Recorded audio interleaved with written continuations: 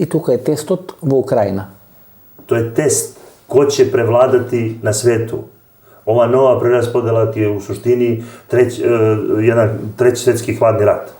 Znači, ova nova preraspodela između svega što se dešava, između istoka i zapada, severa i juga, i u suštini merenje svega toga. Svi zanemaruju Kinu u svemu tome.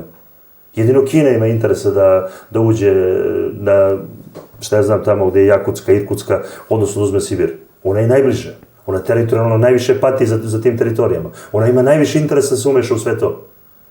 A da ne pričamo o njenim strateškim ciljevima. Ги финансира ли Кина?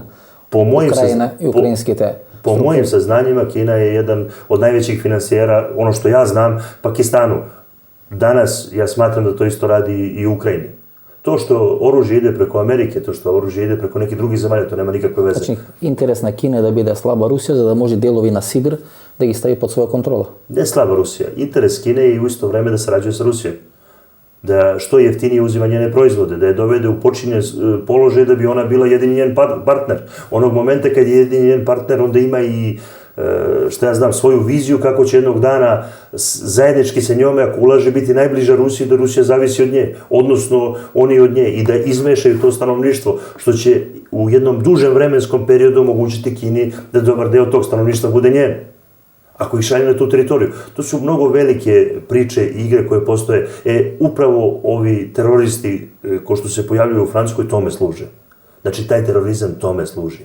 Treba zaplašiti ogromne mase ljudi, pri tome Rusi to sve dobro i savršeno poznaju. Ko što poznaje Evropska unija i Amerika, ko što poznaje Kina. Znači, to su velike sile.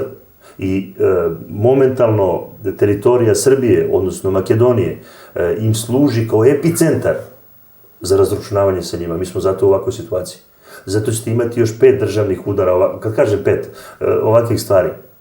Imaćete još mnogo drugih stvari koje će vas potresti u Makedoniji, ali da bi mogli da vas bace totalno na kolena, odnosno da vas drže u strahu, to mogu da urade samo sa nekoliko pravih, fizički, realnih terorističkih dela koje će počiniti na vašoj teritoriji, odnosno na našoj.